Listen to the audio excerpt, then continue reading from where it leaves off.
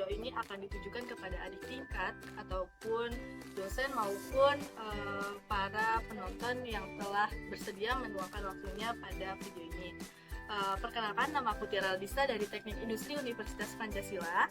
Perkenalkan, nama aku Farida Patricia dari Teknik Industri Universitas Pancasila angkatan 18. Iya, kita berdua angkatan 2018. Jadi kita berdua ini adalah salah satu mahasiswa yang sudah mengikuti kegiatan magang bersertifikat di PT Hasmikro Solusi Indonesia dengan program Kampus Merdeka yang telah dibuat oleh Kemendikbud kayak gitu. Jadi teman-teman, kita mau sharing nih gimana caranya masuk di HM ya, Tiara. Iya.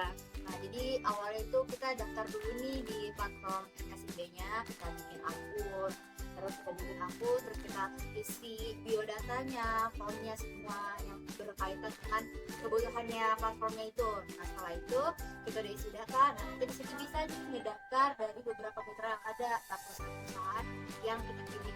Nah, salah satunya kita pilih itu waktu itu adalah Solusi Indonesia. Nah, kenapa sih kita pilih PT Solusi Indonesia? Karena sesuai nih sama jurusan kita, karena kita ada selinier sama yang namanya IARP. Oke, nah mungkin kenapa sih IARP? Nah, karena IARP itu punya peluang yang cukup besar nih untuk para mahasiswa khususnya di Teknik Industri Universitas Pancasila, karena kita sendiri juga udah pernah belajar pada saat mata kuliah, kemudian juga praktikum. Nah, nanti pada saat setelah kalian mendaftar dari kampus merdekanya, kalian akan ditindaklanjuti nih ke proses interview. Di interviewnya itu kalian akan ditanya-tanya mengenai ERP, terus juga mengenai software apa yang kalian gunakan pada saat menerapkan ERP, dan juga pengalaman apa yang kalian punya pada saat implementasi ERP itu sendiri gitu. Nah, di sini kita udah masuk nih ketika kita masuk di ERP. Kan tadi udah kayak cara jelasin ERP. Nah, di sini kita punya job desk-nya masing-masing nih. Aku sebagai konsultan di Hasmikro, sedangkan Tiara kalau aku sebagai business analyst, sebenarnya kalau untuk pendaftaran aku daftarnya di software implementation consultant. Cuman pada saat briefing ternyata ada kekurangan orang di business analyst, jadi aku masuk ke business analyst. Nah, ada perbedaan sih sebenarnya dari business analyst sampai dengan konsultan. Nah, itu bisa dilihat pertama di Hasmikro itu kan menggunakan metode waterfall ya. Nah, di mana dalamnya itu ada beberapa fase. Yang pertama itu ada fase requirement gathering, terus juga ada gap analysis, habis itu ada development, terus juga ada go live, UAT baru go live. Nah, mungkin yang menjadi perbedaan mendasar antara business analyst itu aku lebih di tempat internalnya.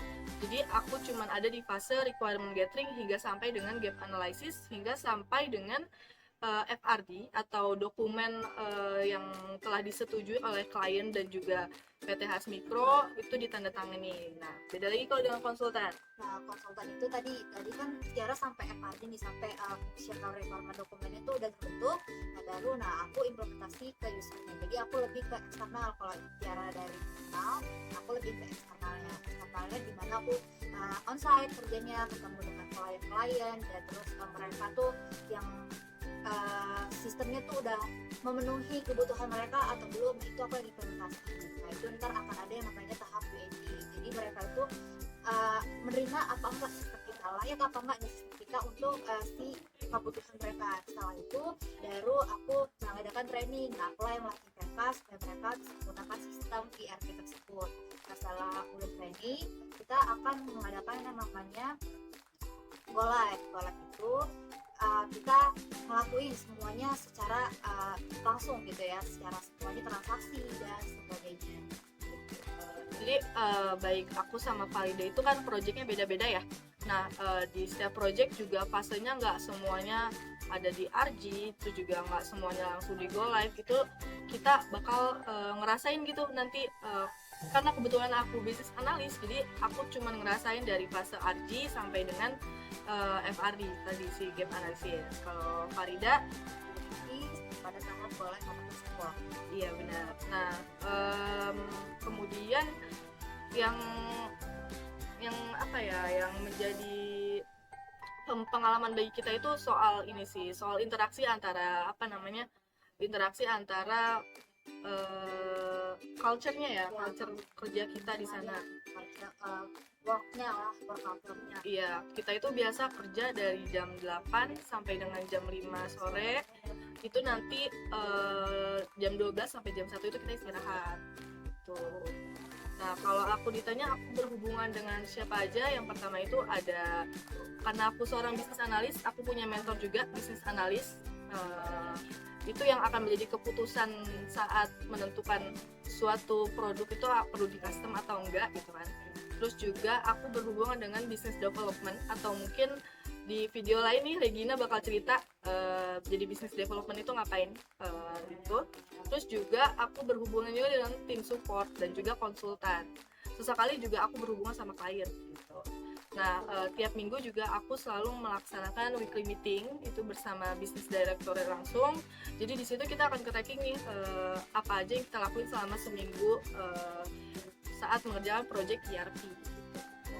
Sedangkan aku sendiri, aku lebih sama kayak bisnis analis. Ketika aku udah si Tiara udah mulai FHP, nah aku disitu udah mulai juga nih, udah mulai development dan juga udah mulai di UAT gitu. Nah terus selain itu, selain di bisnis analis, aku juga berhubungan gitu, berkomunikasi dengan para developer gitu ya. Jadi biar tidak kepentingan ketika ada error, aku akan berkomunikasi dengan developer. Jadi sebelum aku ke developer pun aku harus menganalisis dari masalah itu sendiri.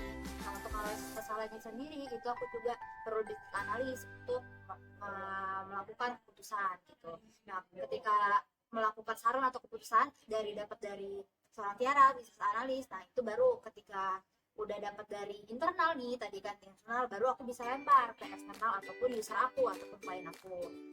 Sedangkan aku kerja itu biasanya ke klien, langsung ke kantornya klien, kita implementasi di sana, kita ketemu user-usernya ada berapa banyak, ya kita terus kita ajarin, ya kurang lebih seperti itu. Jadi kalau di bisnis analis sama developer komunikasi sama klien, jadi 3 ini. Oke. Nah, mungkin jadi business analis itu tidak perlu codingan, tapi mengerti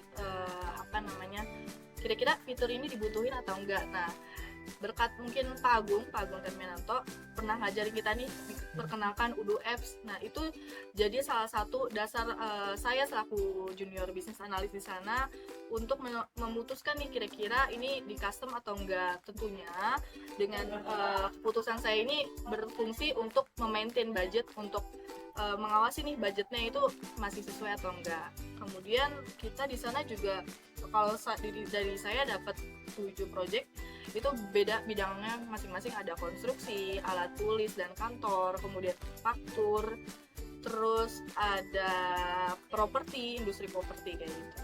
Sama kurang lebih saya juga megang 7 project ya, dimana itu projectnya tuh tahapannya berbeda-beda, selain tahapannya berbeda-beda dan bidangnya juga beda-beda, ada industri manufaktur, industri otomotif, juga ada trading dan sebagainya. Jadi walaupun itu industri berbeda-beda, mobil yang kita terapin pun berbeda-beda dan kebutuhan dari sekali itu pun beda-beda. Kita harus nyesuaiin nih sama si kliennya, ini pengennya apa gitu. Oke, mungkin kita beralih ke benefitnya ya. Kalau dari sisi saya, benefitnya mungkin yang pertama, saya kan pernah mengikuti juga nih studi independen.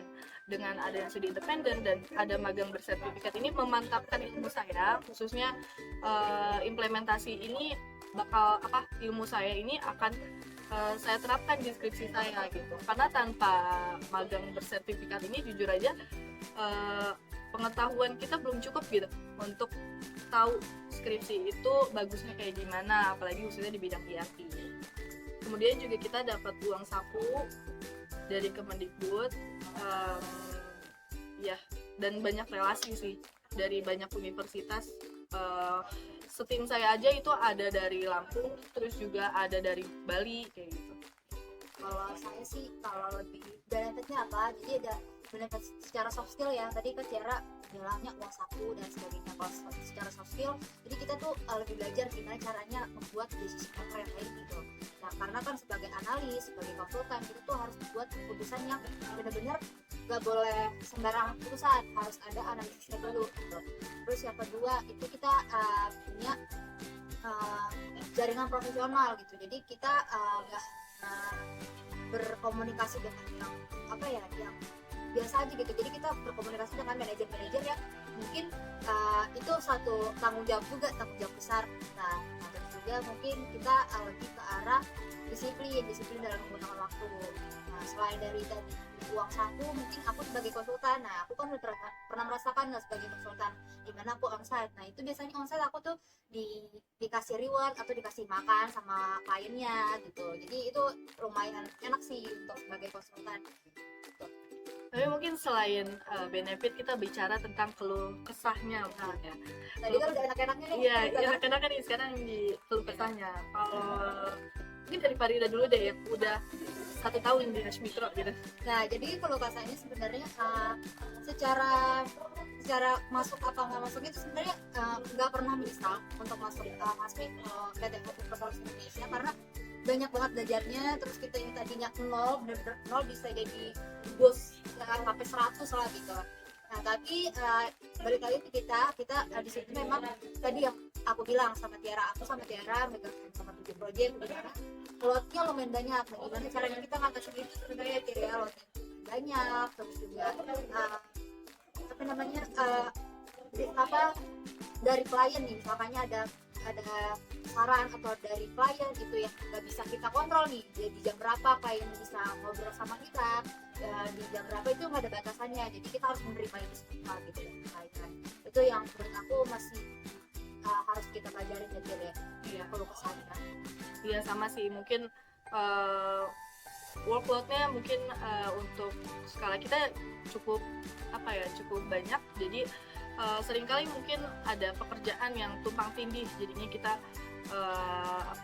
kurang maksimal dalam mengerjakannya. Tetapi ini menjadi suatu harapan bagi PT Hash Mikro agar lebih mungkin mempertambah training dari sisi konsultan, bisnis analis ataupun intern kita nantinya. Terus juga dari sisi karena aku seorang bisnis analis yang perlu report nih tiap Jumat, sangat disayangkan sih sebenarnya, karena tiap Jumat itu kita bekerja di atas 8 jam. Kadang-kadang aku meeting itu jam 7 sampai selesai jam 8 kayak gitu. Ada lagi sih satu lagi, mungkin kalau di Universitas Pancasila kita belajar UDU. Di Hash Mikro juga basicnya juga UDU ya Farida? Sama, cuma beda secara tampilan dan development dan lebih expert lah di sana. Iya. Di sana mereka punya produk banyak banget sih, dari mulai CRM, terus juga hospital, school, itu banyak banget jenis bidangnya, jadi cukup lengkap. Tapi tetap aja karena basicnya UDU yang Kita punya dasar. Iya, kita punya dasar lah. Mungkin cukup sekian video dari kita. Terima kasih sudah mendengarkan kita di video ini. Ya, aku juga mengucapkan terima kasih udah mendengarkan video kita. Semoga video ini bisa jadi satu bekal ya bagi teman-teman, adik-adik yang emang niat sama Yaki, karena salah satu pasar yang bagus untuk kita sebagai fresh graduate ya, untuk belajar ini, dan banyak banget juga permintaan dari pekerjaan gitu. Jadi ya kalau misalnya kalian ada punya kesempatan, nggak apa-apa dipelajari aja. Supaya aku sama Tiara udah lumayan 1 tahun ya bener-bener di bidang kreatif. Iya. Oke, See you on next video. Dadah.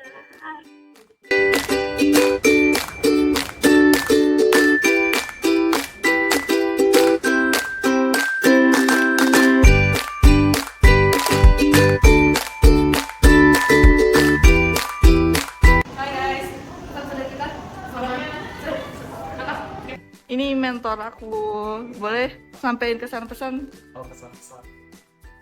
Ini kalian juga luar biasa. Oke, wih.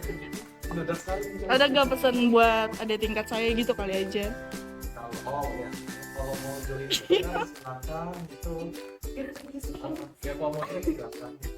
Ya di sini pokoknya intinya ya kita kerja tapi tetap ketawa, itu contohnya kayak gini ya. Kita ketawa.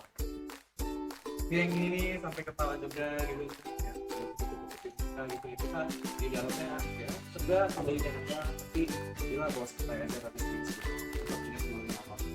Oke, thank you Kak Louis. Nah, Bye.